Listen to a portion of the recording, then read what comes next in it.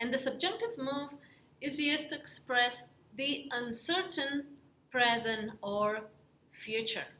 Until now, we've seen the indicative mood. Tenses that belong to that, the present tense, present perfect tense, or they indicate things that have happened or that will happen or that are happening right now. Present subjunctive expresses uncertainty. The person that is speaking is either hoping or fearing, expressing that they don't know something. So I'm going to show you some examples first in English so you have a better understanding. Example in English, I hope he comes to the party. I hope, I'm not sure if he's going to be coming to the party. That he comes to the party would be expressed in the subjunctive mood. You can also use the subjunctive to express impersonal opinion. So an example for that would be, it's better that you take Spanish in high school. So it's better that it would be in the present tense, right? It's better than that you take Spanish in high school.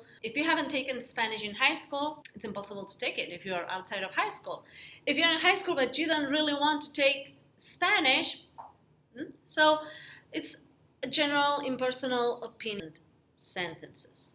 For example, I need a car that drives fast. What does the car need to have before you get it? What do you want that car to have? Now that whether it will have it or not, you don't know. Expressing the maybe or perhaps sentences. Maybe they speak fluent Spanish. I'm not completely sure that they do or not. I know they are honorable students. With the subjunctive though, I will be saying, I hope they are honorable students. So with the first sentence, in the indicative, I know that they are honorable students. I know that the students are honorable, so they have honor. With the subjunctive, I hope that they are honorable students, or I hope they are honorable students. I'm hoping, I don't know whether they are or not. So I'm just projecting my desire for them to be that way. We are going to see how to make the present subjunctive of a verb. So the first thing you'll need is the yo form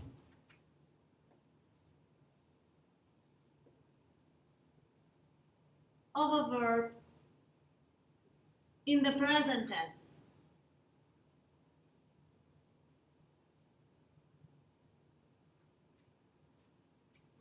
So for example, from the verb hablar,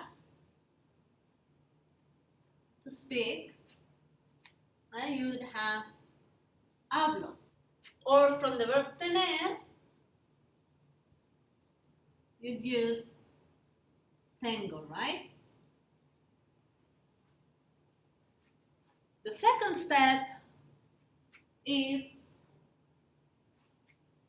from the first person in the present tense, you have to drop the O or the ending. And so we'll drop the O or the ending. Like estoy, oy. You remove that.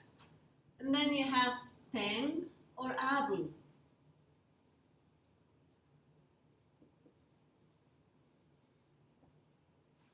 Okay. Another example with an infinitive, and we'll do one of each, AR, ER, and then we'll do one of IR. For ejemplo, asistir, to attend. Asisto.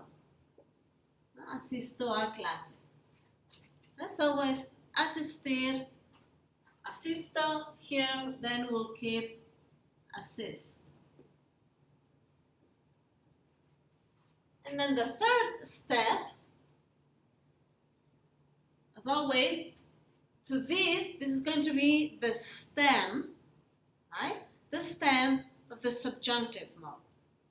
So to the stem, okay, you'll add the following depending on the AR, ER, or IR. So, on the third step, if the verb ended in AR, okay, so AR verbs, we'll add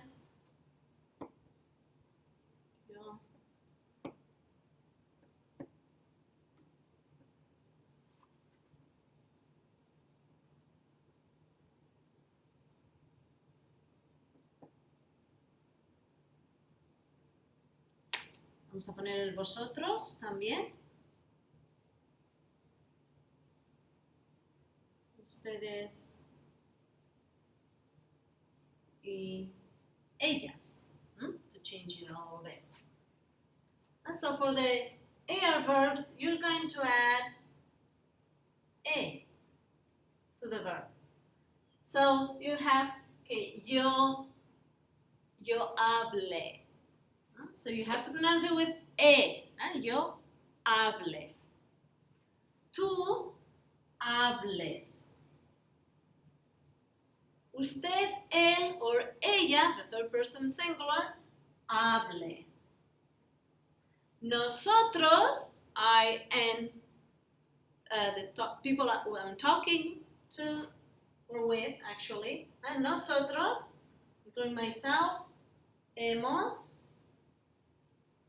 Vosotros, eis.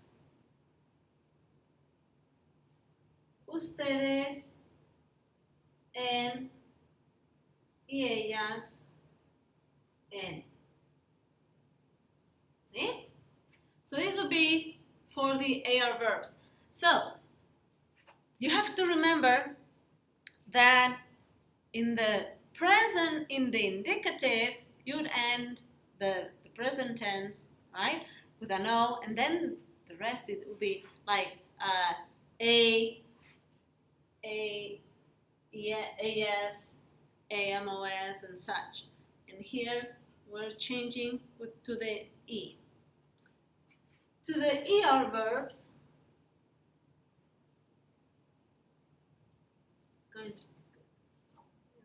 ER verbs will end the yo form with an A. Tenga. Tú tengas. Él tenga. Nosotros tengamos. Vosotros tengáis. With an accent on the A. Ellos tengan. Ustedes tengan. See? So notice how, in a way, they've switched places. See? And as is still the IR verbs,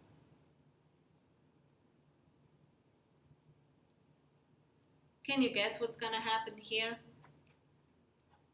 So, asista, asistas, asista, asistamos,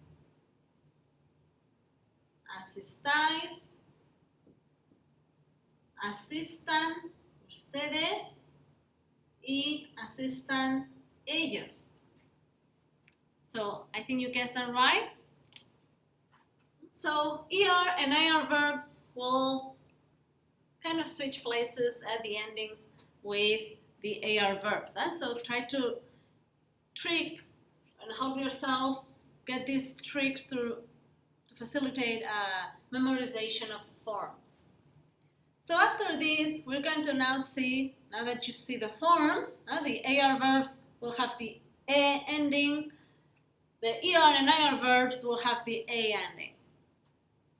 And at the beginning I mentioned that a key word in the subjunctive is que, close to the verb. Bueno, el primer ejemplo es espero que venga a la fiesta. So this espero que, you're expressing a desire. Is in the subjunctive. And this verb, because we know that after espero que, and then venga comes from the verb venir. See? How do I know that? Well, it ends in an A. So then it has to be an ER or IR verb. Well, it makes sense that I'm saying, I hope that he comes to the party. See? I hope this first example works. Another example would be, no creo que el examen sea difícil. And so after the que will introduce the clause that will be in the subjunctive. If here we had the expression that introduced the subjunctive, in this case we have a no. So no creo que, I don't think that, or I don't believe that. So the verb that will follow will be in the subjunctive. So I don't think that the exam difficult. So you can imagine the meaning of sea, and what verb would it be? Sea. What verb does it come from? What form in the infinitive? So in this case, we have él or ella, because it's an examen. Here we have the subject, right? So it's a third person like él or ella, masculine in this case, because of él. And it comes from the verb ser, to be.